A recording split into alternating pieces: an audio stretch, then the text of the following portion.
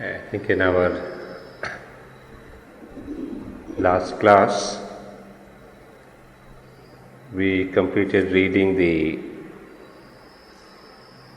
four aspects, four powers and personalities of the Mother.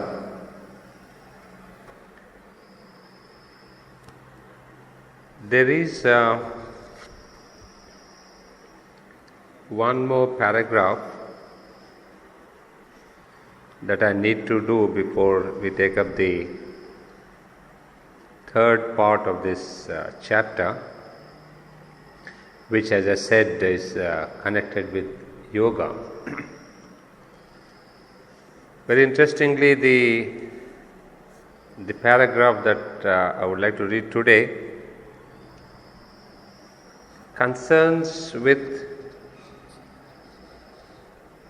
one great personality, or one more if I can say, that is the personality of Ananda. We have seen the four personalities of wisdom, power, harmony and perfection. But Sri Aurobindo adds one more personality, a personality that has already attempted to come upon earth once. So he gives a description of that personality while saying that there are other personalities also which are needed for the supramental manifestation, but he doesn't name them. So we are fortunate to get description of one more personality, that of Ananda.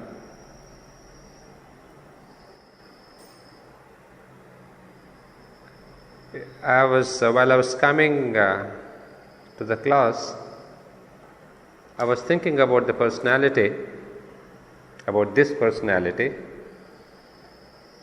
and it was very interesting to see that in the Life Divine too, in the very first paragraph of the Life Divine chapter 1, he mentions four great evolutionary steps that mankind has taken and will take in the future. The four great steps were God, light, freedom, immortality. So these four steps, aspects, evolutionary stages, in whatever way we want to look at them, are really, if I can say, summarize the entire Life Divine. If you look at this whole book, it can be clamped in these just four words, or not four words, but these four concepts, four evolutionary steps. And it is so very interesting. The more I think about it, the more I have seen about Life Divine, and I have thankfully gone word to word every page of it. The sum and substance is really these four words: God, light, freedom, immortality. And he has traced, in fact, chapter after chapter, these concepts, philosophically, spiritually, evolutionary wise, how they have been developed by mankind. Sometimes one aspect came in front, sometimes the other aspect came in front. But if we can see the evolutionary aspect, evolutionary stages, this is how mankind developed and evolved. Well, I will not get into that aspect of philosophy, but what my intention is to tell you, that even there, in the Life Divine, in the first chapter, towards the end of the same chapter, first chapter, he adds another quality, that of Ananda. So he says God, light, freedom, immortality and Ananda. So there's something special about this power or personality. So philosophically, he sees the manifestation going towards Ananda.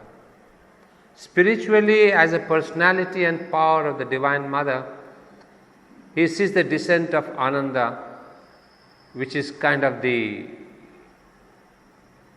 edge before we can get into the supermind. So this aspect of Ananda is very crucial in Sri Aurobindo, both as the point of yoga and as a point of philosophy. Because, we will discuss more about it as we go along. Let me not tell about that right now. If you have the text, you can take up this para.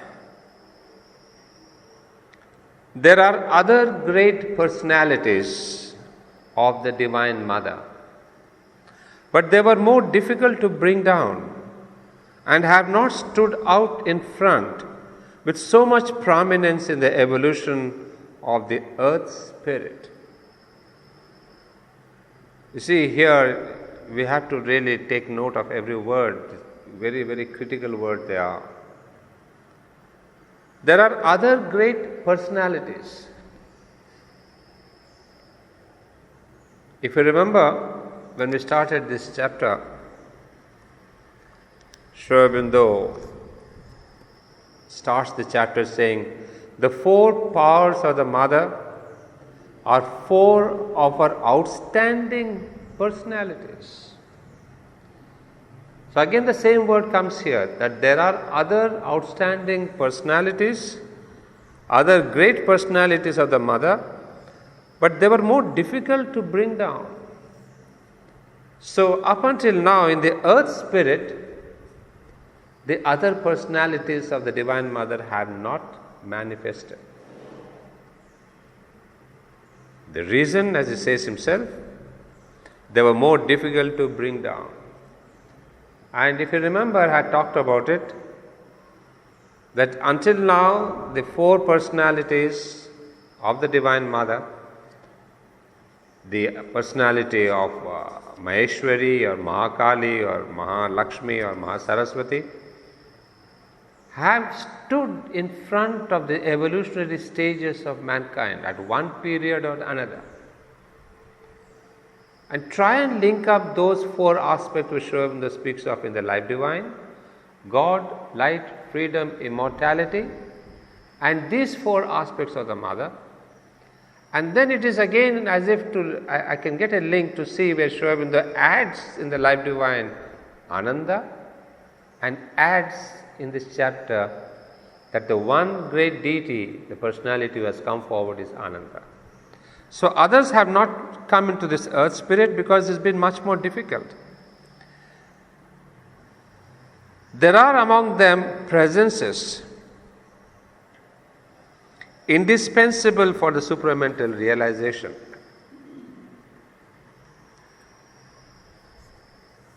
Most of all, one who is her personality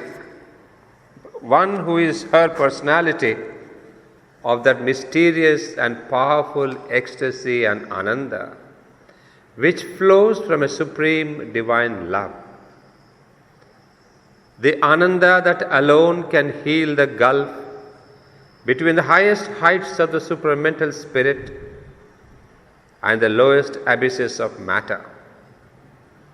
The Ananda that holds the key of a wonderful divinest life, and even now supports from its secrecies the work of all the other powers of the universe.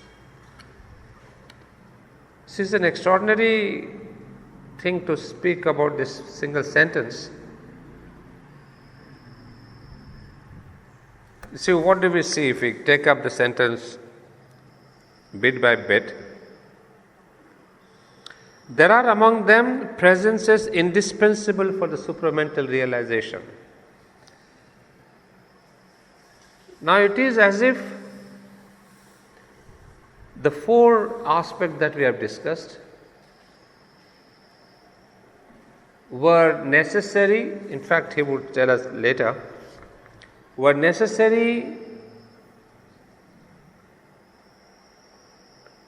to prepare the earth spirit for the coming of the Supermaya. It is as if these four aspects have taken mankind through an evolutionary stage where mankind is now prepared to receive the Supermaya. Well, mark the words to receive. Ashwamedha speaks of realization. So there's the difference between receiving the supermind and realizing the supermind. You see, receiving, Sri Aurobindo has done it in his own body in 1950. And on a universal scale, the Mother herself brought it down in 1956. But the supermind is not yet manifest in the gross earth nature. That's what will take time. So in that manifestation or in that ultimate realization, one indispensable aspect is that of Ananda. Now he says, most of all, one who is a personality of that mysterious and powerful ecstasy and Ananda, which flows from a supreme divine love.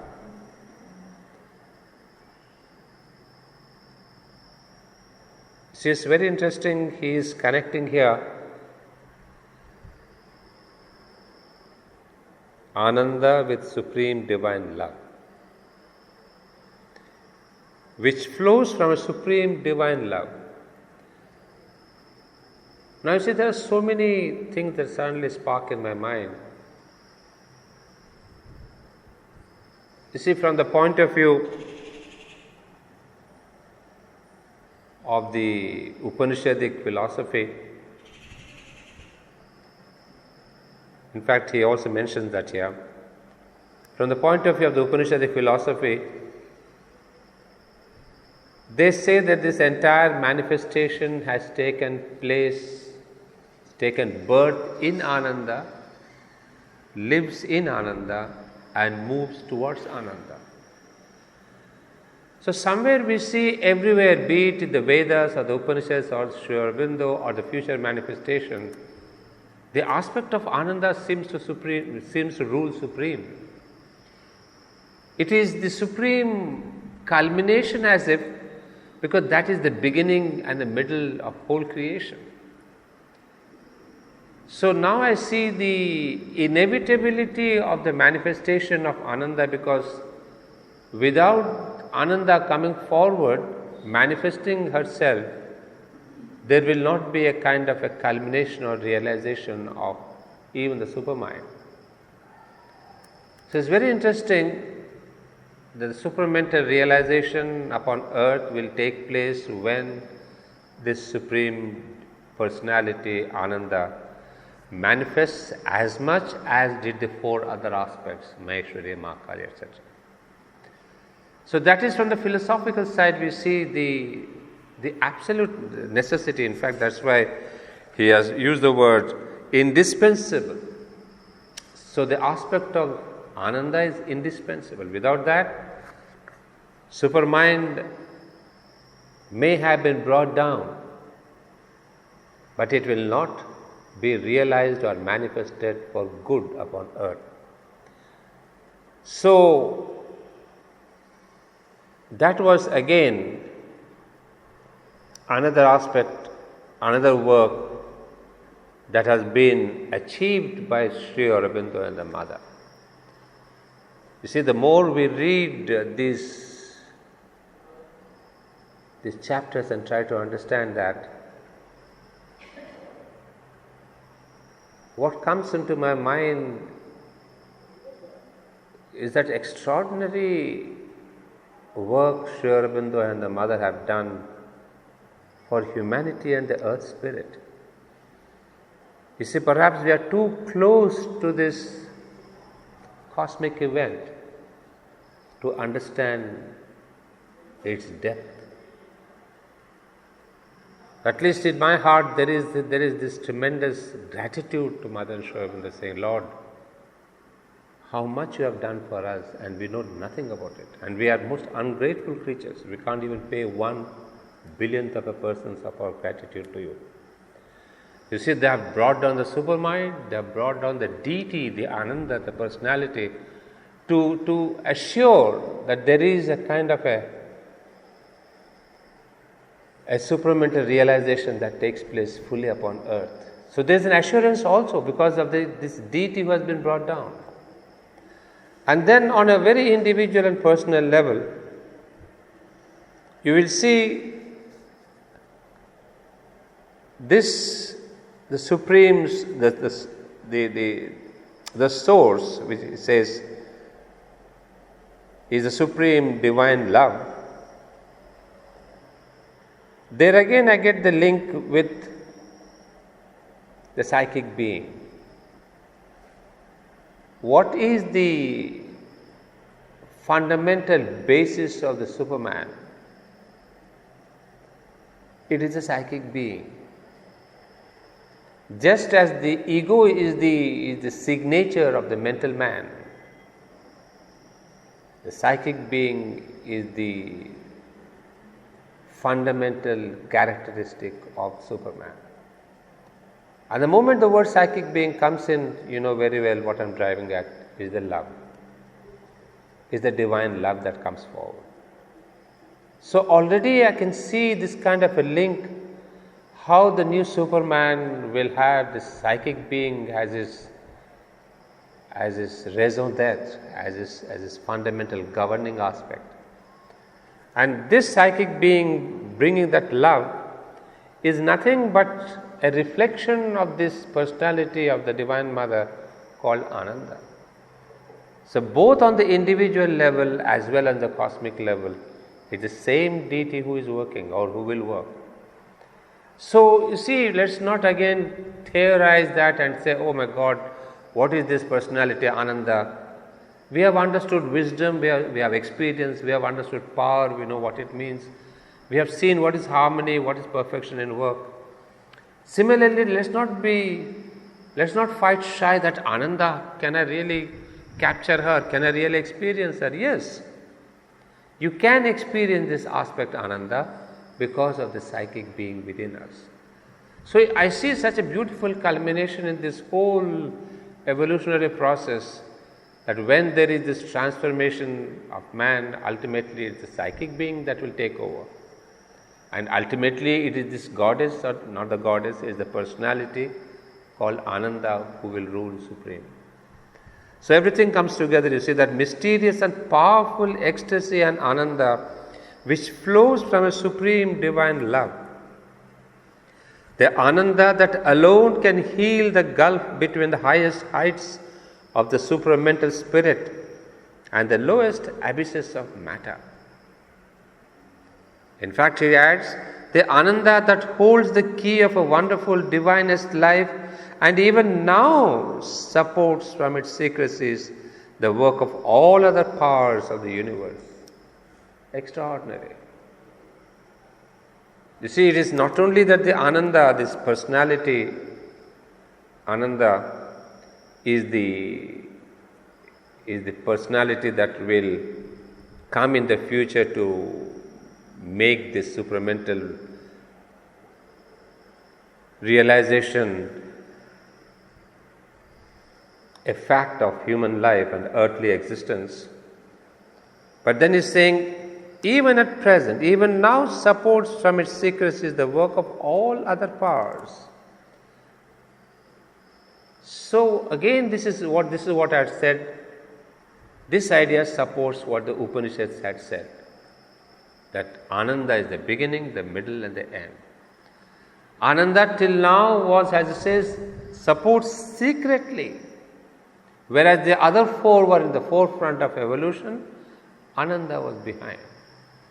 Because remember, even this very manifestation, when Satchidananda became or becomes eternally this universe or this cosmos, what is this fundamental so-called in our mental terms reason for that. The reason is Ananda. It is the supreme Ananda of becoming. And Sri Aurobindo writes in one place that it is the Ananda which holds together Sat and Chit. In that formula of Sat, Chit and Ananda, the Chit becomes the world, the Sat becomes matter. Then what is the role of Ananda? It is the one that is the raison d'être. It is the one that cements together. It is the one that binds Sat and Chit. So Ananda is that aspect which is always more or less, as he says beautifully, supports secretly from behind. So even in this primordial creation itself, Ananda is the reason. So even now he says, Ananda has been there eternally, supporting all the four powers. And then when he says here, that alone, Ananda alone can heal the gulf between the highest heights of the supramental spirit and the lowest abysses of matter. There's so much of philosophy there, plenty of life divine goes into the single sentence. That, in the Vedas there's a beautiful story. I think, I don't know, in one of my classes I must have mentioned. See, one fine morning, Brahman finds himself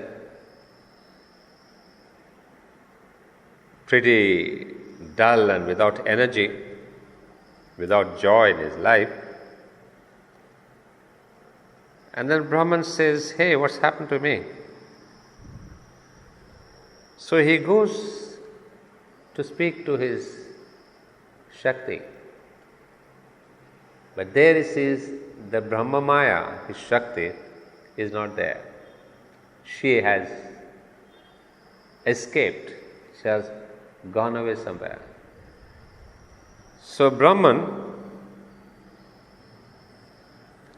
as would any spouse, gets worried and says, "Hey, what's happened? Where is Brahma Maya gone?"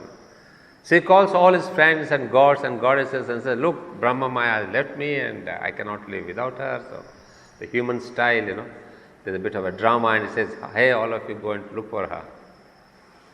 The gods and goddesses go around the cosmos. They say, "We don't find her anywhere." So he gets more worried, and then he sends Agni.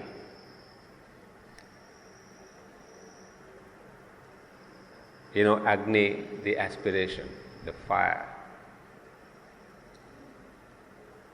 He says, "So Agni, you go upon earth into matter and see if she's around there." And Agni really comes down upon earth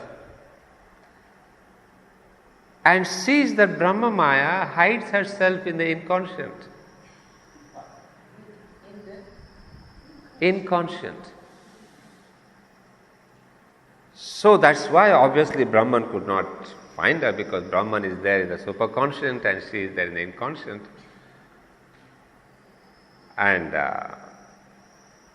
so he says, "Now what do I do? How to get her back?"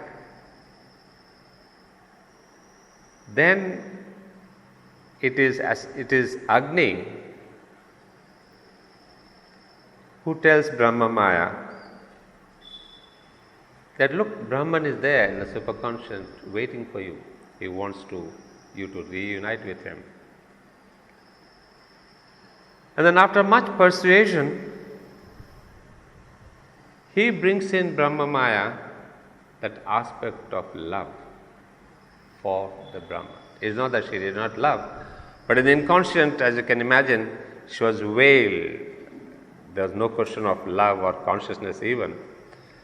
But it was Agni who awakens in her the aspiration for the divine.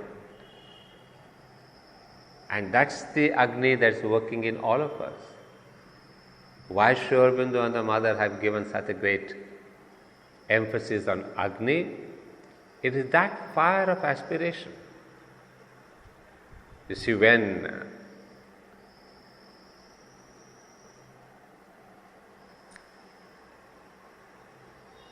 in this very book he writes, the first aspect of yoga is aspiration.